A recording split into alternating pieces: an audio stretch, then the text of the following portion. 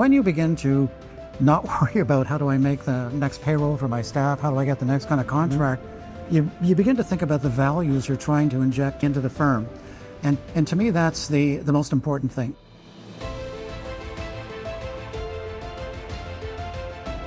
I'm Dave Waters. I'm currently president of a new not-for-profit institute, Institute for Collaborative Innovation, looking at social purpose organizations and how they can impact communities.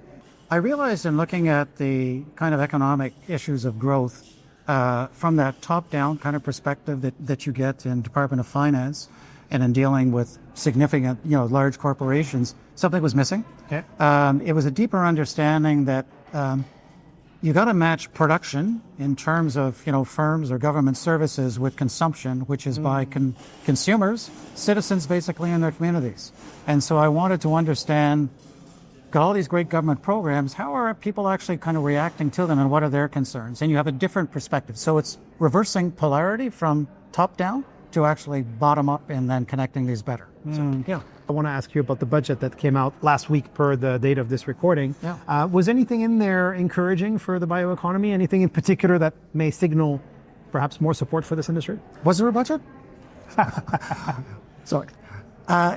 Interesting. Unfortunately, first of all, this really is a very, very significant budget, but it was hyped up in advance to be transformative, intergenerational, kind of a wartime budget.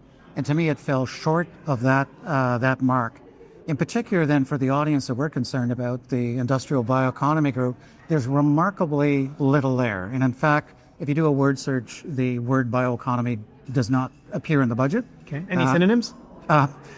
Three. You do have slight references in terms of clean tech, a little bit in terms of biomass, Okay. in terms of changes in regulations and some additional kind of funding. But then in general, as an industry, they can apply for many of the other government broader initiatives like AI, quantum computing, if they relate to it. Yeah. And the most important one in my view, is defense. Huge expenditures on defense and particularly dual-use technologies. And to me, there may be an opportunity here for bio industry to connect with that defense funding. But that's up to them to kind of structure, how would they actually try and go about that as a industry group. So is there really nothing more direct? Because this does sound like, forgive me for using this expression, but almost a little bit far-fetched. Like, I mean, why is there a government of a country that has the single or second largest biomass, availability in the world, and a government that is also clearly pro-environment, pro-sustainability? Why isn't there more in that budget that clearly embraces this industry when other industries are being challenged in Canada? So you'd think maybe you want to prop up one to offset the other. Yeah, I think that's an excellent question. To me, there's a failure to communicate. I'm actually going back to that film from a long time ago. Yeah, we're not communicating effectively what is the bioeconomy and how does it differ from other elements of the economy that people are used to. I mean, people are used to dealing with a range of agricultural issues, so you segment it, or forestry issues, with advanced kind of manufacturing and so on. Bioeconomy, cuts across many of these, but it's a term that really is difficult to give a scope to. So who's in the bioeconomy and who is not? It's almost too wide?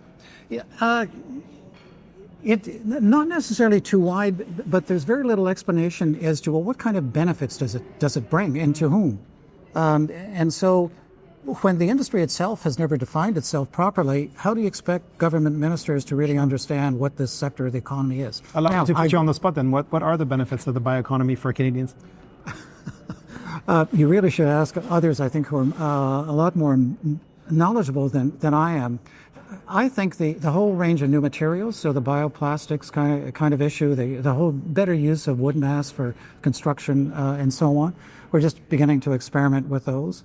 We're actually beginning to manufacture different kinds of materials, based on carbohydrates. So there are things like that I think the industry itself should begin to define and then link to government policy. Yeah. So how does this link to actually advancing the government's policy in terms of housing, for example, or in terms of rural economic development? I mean, there's so much capability there to link into these priorities of government, but you need to get them together, not focused as individual firms, but collectively. What's the value added as an industry that we can bring? I want to go back to your organization. I believe it's IC Innovation Canada. Yeah. Do you want to just tell us a little bit more why you're here? Like, I mean, you've been coming here for years. Yeah. What is the, I guess, the additional incentive or particular motivation this year? Quite frankly, help Jeff. It actually is as simple as that. Okay. A terrific guy. I'm glad he got an acknowledgement from the collective kind of group. It takes an element of leadership, to try and advance a collective interest like that, and I think he's done a great job. The additional kind of interest I have is I see many of the issues that the industrial bioeconomy is dealing with are community-based, very often in rural areas of Canada. And I'm concerned about the self-reliance of those communities in terms of my new not-for-profit organization. And to me, then there's a connecting potential solution to what this community could possibly offer. So You'll forgive me for saying that you've been around and you have a lot of experience in this industry and beyond, as you began saying as you were introducing yourself. If you were right now to just pass the baton to the virtual, next generation, perhaps someone in their, let's say, 30s or 40s who are ready to perhaps take the leadership of this industry from people such as you or such as Jeff, what would you hope they would do differently? What would be your message to them, basically? First of all, that is an outstanding question. Not excellent, outstanding question. So one of the things that I did for my for-profit firm, I advanced a 1,000-year plan. Okay. So 1,000-year plan. A 1,000-year plan. So what do I want Global Advantage Consulting to be like 1,000 years from now? And when you begin to not worry about how do I make the next payroll for my staff, how do I get the next kind of contract, you begin to think about the values you're trying to inject into the firm. And to me, that's the most important thing. So number one is the analytical kind of capability that I think is just so critically important and seems to be missing, not necessarily from this group, but from many approaches to policy development. Second is really the ethical kind of values in terms of fair play for everybody who's going to contribute.